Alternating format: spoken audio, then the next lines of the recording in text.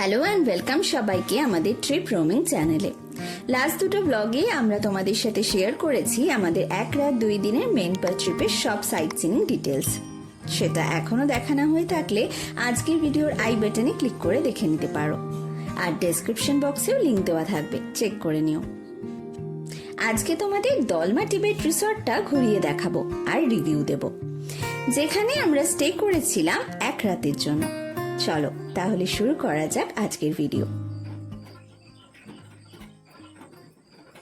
আমরা এই মেনপাথে night stay করেছি, 1 নাইট স্টে করেছি এই দলমা টিবেট রিসর্টে। খুব সুন্দর একটা রিসর্ট এই মেনপাথের, আগে থেকে তো দেখেইছিলাম, কিন্তু এখানে এসে খুব ভালো লেগেছে, খুব ভালো এক্সপিরিয়েন্স আমাদের। অ্যাম্বিয়েন্স খুবই সুন্দর, সামনে লন এরিয়া রয়েছে, বাগান রয়েছে, আর রুমসগুলোর ভিউ প্রচণ্ড ভালো। তো সব কিছুই তোমাদের এবার দেখাবো, চলো দেখে নিই। পুরো এই রিসর্টটা একটা ট্যুর করিয়ে দেবো তোমাদেরকে এই ভিডিওর মাধ্যমে, একদম শেষ পর্যন্ত স্কিপ না করে ভিডিওটা দেখতে থাকো।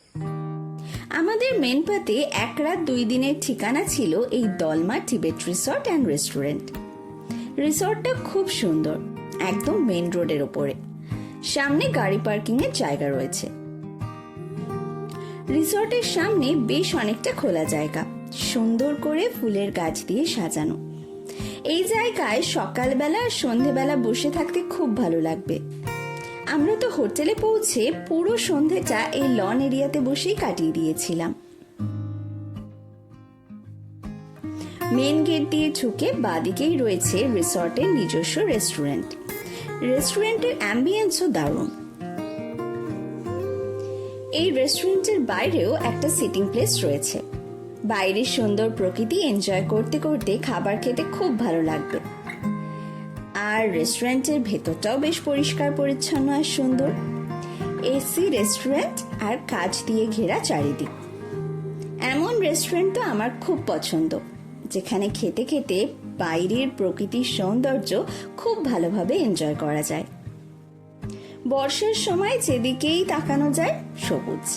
রেস্টুরেন্টের ভেতর থেকেও সেই মনোরম সবুজ প্রকৃতি এনজয় করা যায়। অন্য হোটেলে স্টে করলেও অনেকেই এই রেস্টুরেন্টে খেতে আসেন। রেস্টুরেন্টের খাবারের কোয়ালিটি খুব ভালো আর প্রাইসও বেশ রিজনেবল। এটা হচ্ছে আজকে আমাদের নাইট স্টে করার রুম। দলমা রিসর্টে আমরা রয়েছি মেনপাথে।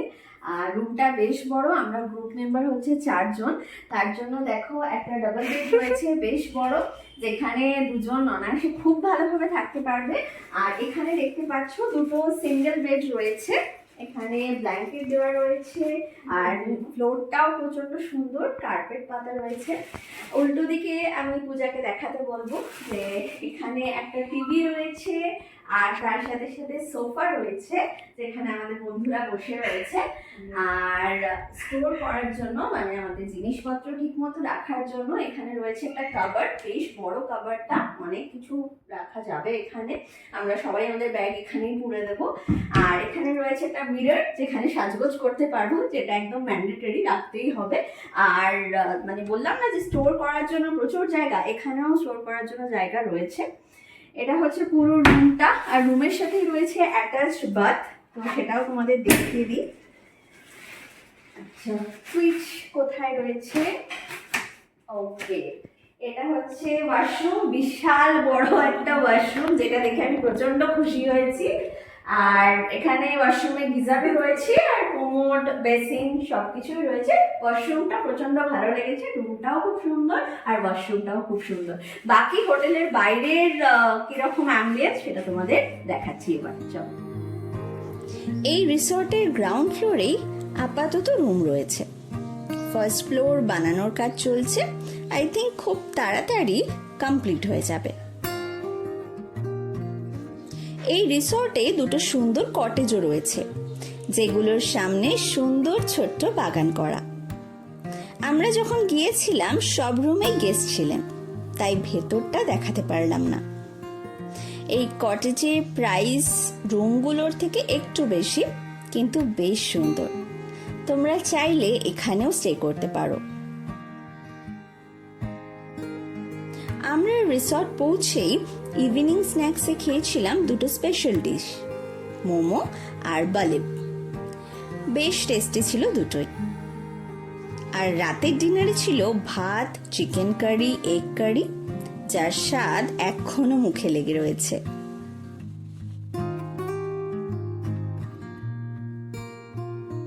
অসাধারণ সুন্দর এই রিসর্ট আমার তো খুব ভালো লেগেছে। তোমাদের কেমন লাগলো অবশ্যই জানিও। চলো আজকের জন্য তাহলে টাটা। ভিডিও যদি ভালো লাগে তাহলে অবশ্যই লাইক করো, কমেন্ট করো, শেয়ার করো, আর আমাদের চ্যানেল ট্রিপ রোমিংকে ঝটপট সাবস্ক্রাইব করে ফেলো।